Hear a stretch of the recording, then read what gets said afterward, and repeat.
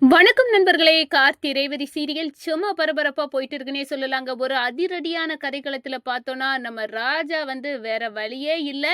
இப்ப கோவில் கும்பாபிஷேகத்துல பாம் இருக்கு. அந்த எல்லா மக்களும் என் சுயநலத்துக்காக அந்த இடத்துல இழப்ப சந்திக்க கூடாது அப்படின்னு அந்த இடத்துல யோசிக்கிறாங்க நம்ம ராஜா.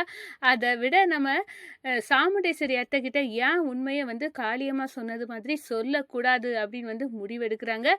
முடிவெடுத்து ஓடி போய் அத்தை நான் கும்பாபிஷேகம் முடிஞ்ச உடனே ராஜ சேதுபதியோட பேரன் யாரு அப்படின்னு உண்மையை சொல்லுன்னு சொன்னேன்ல, அந்த உண்மையை நான் இப்போ சொல்லுறேன் அப்படின்னு அந்த இடத்துல சொல்றாங்க. சந்திரா எல்லாம் அரண்டு போய் என்ன இந்த டிரைவர் பையன் உண்மையை சொல்ல போறான், இப்பவே நம்ம அக்கா கோவப்பட்டு இந்த கும்பாபிஷேகம் வேண்டான்னு சொல்ல போறா அப்படின்னு அந்த இடத்துல வேடிக்கை பார்க்குறாங்க. இந்த சைடு நம்ம ராஜ சேதுபதியோட பேரன் வேற யாரும் இல்லத்த, நான் தான் உண்மையான பேரன் அப்படின்னு சொல்லி ஒரு பேரிடிய நம்ம சாமுண்டேஸ்வரி தலையில தூக்கி வைக்கிறாங்க. நம்ம ராஜா அரண்டு போய் கொந்தளிக்கிறாங்க. இந்த சைடு பார்த்தா சபாஸ், இதுக்குதான் நான் இவ்வளவு நாள் காவல் இருந்தேன் அப்படின்னு காளியம்மா இப்போ அந்த பாமை எடுத்துடலாம், இப்போ அணுகுண்டே வெடிக்க போகுது, அதுக்கு பிறகு இந்த பாம் இருக்கு அப்படின்னு அதை எடுத்து நீக்குறாங்க. அதை பற்றி தான் இந்த வீடியோக்குள்ள பார்க்க போறோம்.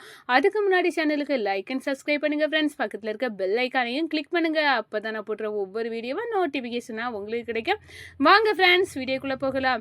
ஃபர்ஸ்ட் எடுத்த உடனே பார்த்தோம்னா ஒரு செம அதிரடியான பரபரப்பு கட்டோன்னே சொல்லலாங்க.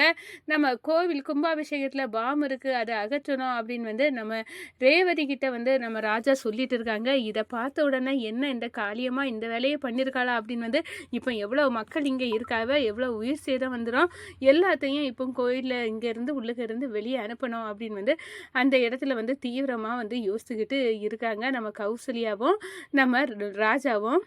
அதே நேரத்தில் பார்த்தோன்னா நம்ம சந்திராகி நம்ம காளியம்மா அத்தை சரியான செக்கை தான் தூக்கி வச்சிருக்காங்க. இந்த டிரைவர் பையன் இதுல இருந்து தப்ப முடியாது, இப்ப எல்லாருமே பீஸா ஆயிடுவாவ, நிச்சயமா அவன் உண்மையை சொல்லதுதான் ஒரே ஆப்ஷன் அப்படின்னு அந்த இடத்துல சந்தோஷமா இருக்காங்கன்னு சொல்லலாம். நம்ம ராஜா கௌசல்யாட்ட சொல்லி நம்ம பாறைக்கு வைக்க பாம்னா நீல மாட்டு தான் இருக்கும், ஆரங்கள்ல இருக்கிறதுக்கு மாலையில இருக்க வாய்ப்பு இருக்கு அப்படின்னு ஒவ்வொருத்தரையா பார்க்காங்க. ஆனா நம்ம ராஜராஜா கழுத்துல இருக்க மாலையை செக் பண்ணணும், அதுக்குள்ளே இருக்க வாய்ப்பு இருக்கா அப்படின்னு அந்த இடத்துல செக் பண்ண வைக்கலாம். ஆனால் இப்போ கும்பாபிஷேகம் நடந்துட்டு இருக்கு, மக்கள் என்ன சந்தேகப்பட்டுற போகிறாங்க, அதோட உண்மை தெரிஞ்சா இங்கே பாம் இருக்குன்னு சொன்னால் கும்பாபிஷேகம் நடக்காமல் எல்லாரும் ஓடிடுவாங்க, அதான் என்ன பண்ண அப்படின்னு புரியாத புதிராக யோசிச்சுட்டே இருக்காங்க. இங்கே சைடு பார்த்தோன்னா நம்ம ராஜா மயிலுக்கிட்ட சொல்கிறாங்க, இந்த பாருங்க இதுக்கு மேலே நான் மறைக்கலை, இந்த எவ்வளோ மக்கள் இருக்காங்க இதெல்லாம் பாதுகாக்க வேண்டியது நம்ம பொறுப்பு, அதனால நான் ராஜ சேதுபதியோட பேரன் தான் நான் ராஜா அப்படின்னு உண்மையை அத்தை கிட்ட சொல்லிடுறேன், அவங்க எவ்வளோ பெரிய தண்டனை தந்தாலும் நான் ஏற்றுக்க தயாராக தான் இருக்கேன், இதுதான் காளியம்மாவும் எதிர்பார்க்குறா, இப்போ அதேபடியே நடக்க போகுது அப்படின்னு அந்த இடத்துல யோசிக்கிறாங்க. அதோட பார்த்தோன்னா இப்போ போய் உண்மையை சொல்லலாம் அப்படின்னு நம்ம ராஜா கிட்ட போய் ராஜா சாமுண்டேஸ்வரிகிட்ட போய் சொல்கிறாங்க, அத்தை நான் உங்ககிட்ட ஒரு உண்மையை சொல்லணும், என்ன மாப்பிள்ள சொல்கிறீங்க, ராஜ சேதுபதியோட பேரன் யாருன்னு நான் கும்பாபிஷேகம் மாமகையால் நடந்த பிறகு சொல்லலான்னு இருந்தேன், ஆனால் அதுக்கு முன்னாடி நான் உண்மையை சொல்லக்கூடிய கட்டாயத்தில் இருக்கேன், அப்போ சொல்லுங்க, இதுக்கு தானே நான் ஆவலாக இருக்கேன் அப்படின்னு நம்ம சாமுண்டேஸ்வரி கேட்குறாங்க. ராஜ சேதுபதியோட பேரன் வேற யாரும் இல்லை அப்படின்னு அந்த இடத்துல சொல்ல போகிறாங்க. அப்போ தான் நம்ம கௌசல்யா நம்ம ராஜராஜா கழுத்தில் இருக்க மாலையை கரெக்டாக என்ன ஏதோ ஒன்று இருந்தது மாதிரி இருக்குது, அதை கலத்துங்க அப்படின்னு அந்த இடத்துல சொல்லி பார்த்துறாங்க. இதில் தான் பாம் இருக்குது அப்படின்னு அந்த ரகசியத்தை தெரிஞ்சுக்கிறாங்க. ராஜா ஒரு நிமிஷம் இங்கே வாங்க அப்படின்னு அந்த இடத்துல கூப்பிட்டுறாங்க. என்ன மாப்பிள்ளை என்னட்ட சொல்லேன்னு சொல்லிட்டு நீங்கள் போகிறீங்க, இந்த பாருங்க அத்தை ஒரு நிமிஷத்தில் வாரேன், அதை கூப்பிட்றாங்கல்ல அப்படின்னு அங்கே போகிறாங்க. அங்கே போய் இதில் தான் பாம் இருக்குது அப்படின்னு நம்ம ராஜாவோட காதுக்குள்ளே சொல்கிறாங்க. அதோட பார்த்தோன்னா நம்ம ராஜா சடனாக எடுத்துக்கிட்டு அந்த மாலை எடுத்துக்கிட்டு அப்படியே ஓடி ஒரு இடத்துல வீசுகிறாங்க, ஆள் நடமாடம் இல்லாத இடத்துல. அங்கே போய் டபார்னு வெடிக்குது. இந்த சைடு பார்த்தோன்னா நம்ம ராஜராஜா அரண்டு போய் நிற்கிறாங்க. என்ன இதுக்குள்ளே பாம்பு இருந்துச்சா, நல்ல வேலை இவங்க பார்த்ததுனால தப்புனே அப்படின்னு அந்த இடத்துல சொல்கிறாங்க. யாரும் பயப்பட வேண்டாம், காளியம்மாவோட சதிதான் இது அப்படின்னு சொல்கிறாங்க. இப்போ அவங்கள கம்ப்ளைண்ட் கொடுத்து அப்படி அலையதுக்கு கும்பாபிஷேகத்தை மாமகையால் நடத்திடலாம் அப்படின்னு ராஜா அப்படியே பயப்பட வேண்டாம் அப்படின்னு வந்து எல்லாத்தையும் வந்து அமைதிப்படுத்திடுறாங்கன்னு சொல்லலாம். அதே கணம் பார்த்தா நம்ம ராஜா மிரண்டு போய் நிக்கிறாங்க. மாமா பயப்படும்படி ஒண்ணும் இல்ல. கும்பாபிஷேகம் உங்க கையால நடக்கணும். இதெல்லாம் காளியம்மாவோட சதிதான். இப்போ கும்பாபிஷேகம் தான் நடக்கணும். அதனால நம்ம அமைதியா இருப்போம் மாமா அப்படின்னு வந்து அந்த இடத்துல சொல்லிடுறாங்க. இந்த சைடு பார்த்தோன்னா, மாப்பிள்ளை நீங்க உண்மையை சொல்லின்னு சொன்னீங்களா அப்படின்னு வந்து கேட்குறாங்க. அத்தை பொறுங்க அத்தை, கும்பாபிஷேகம் நடக்கட்டும், அதுக்கு பிறகு சொல்லேன் அப்படின்னு வந்து அந்த இடத்துல வந்து சமாளிச்சுறாங்க. அதோட பார்த்தோன்னா நம்ம ராஜராஜா கையால் வந்து கும்பாபிஷேகம் நடக்குது. இந்த சைடு பார்த்தோன்னா நம்ம சாமுண்டேஸ்வரி உண்மையை வந்து நான் எப்படியும் மாப்பிள்ளைகிட்டேருந்து தெரிஞ்சுக்கிடுவேன் அப்படின்னு வந்து அந்த இடத்துல நினைக்கிறாங்க.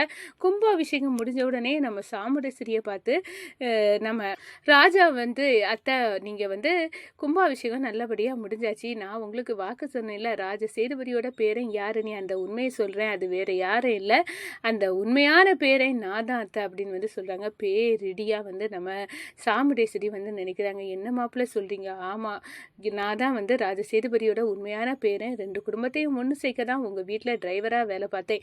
ஆனால் இப்போ வந்து உண்மையை சொல்ல கட்டாயத்தில் இருக்கேன். இதுக்கு மேலே வந்து நான் மறைச்சிட்டு இருக்கிறதுல அர்த்தம் இல்லை. எனக்கே மன உறுத்தலாக இருக்கிறத அப்படின்னு வந்து அந்த இடத்துல சொல்லிடுறாங்க. இதை கேட்டு அரண்டு போய் நிற்கிற நம்ம சாமுண்டேஸ்வரி, இனி அத்தையாவது சொத்தையாவது வாயை மூடு. யாருக்கிட்ட அத்தை? உன் குடும்ப உறவே தேவையில்லைன்னு தான் நான் இருக்கேன். நீ 2 குடும்பத்தையும் ஒன்று சேர்க்க என் வீட்டில் வந்து என் பொண்ணையே கல்யாணம் பண்ணியிருக்கேன். என்னையே ஏமாத்த அளவு இவ்வளோ தைரியம் உனக்கு எங்க இருந்துடா வந்து அப்படின்னு வந்து அந்த இடத்துல கழுத்தை குத்தி நம்ம ராஜாவை வந்து வெளியே தள்ளுறாங்க. என்ன உன் மாமன் கையார கும்பாபிஷேகத்தை நடத்திட்டேன்னு நீ தைரியமா இருக்கிறா? ஆனா ஒன்று சொல்றேன் கேட்டுக்க, நீ எப்படியும் என் மக கூட சேர்ந்து வாழ முடியாது.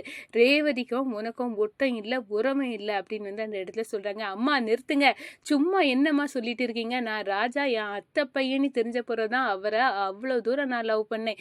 அப்படி இருக்க நேரம் நாங்கள் இப்போ ஒன்றா சேர்ந்து வாழோம். நீங்கள் நினச்சா நாங்கள் கல்யாணம் பண்ணதுக்கும், நீங்கள் நினச்சா நான் பிரியதுக்கும் நான் வந்து ஒரு பொம்மை கிடையாதுமா. நான் உயிருள்ள மனுஷி. எனக்கு ராஜாவை வந்து அவ்வளோ பிடிக்கும். நானும் அவரும் சேர்ந்து இப்போ சந்தோஷமாக வாழோம். எங்களை பிரிச்சிடாதுங்க. ஏன் உங்கள் கூட இருக்கட்டா, நான் வந்து ராஜா கூட எங்கேயோ போய் நான் சந்தோஷமாக இருந்துக்கிறேன் அப்படின்னு வந்து நம்ம சாமுண்டேஸ்வரியை உதறி தள்ளிட்டு நம்ம ரேவதி வந்து கையை விட்டுட்டு நம்ம ராஜா கூட கையை பிடிக்கிறாங்கன்னு சொல்லலாம்.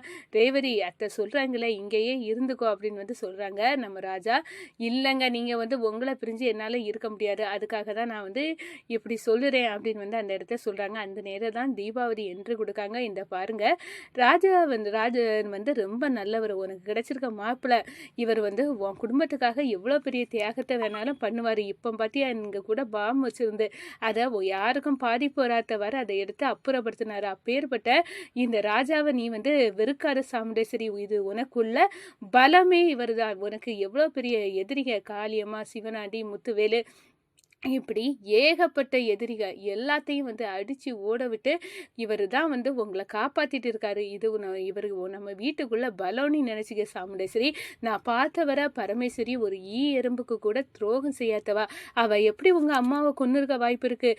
உங்கள் அம்மா சாவில் ஏதோ மர்மம் இருக்குது, அதை கண்டுபிடி அப்படின்னு வந்து தீபாவளி அந்த இடத்துல சாமுண்டேஸ்வரியை புரிய வைக்கிறாங்கன்னே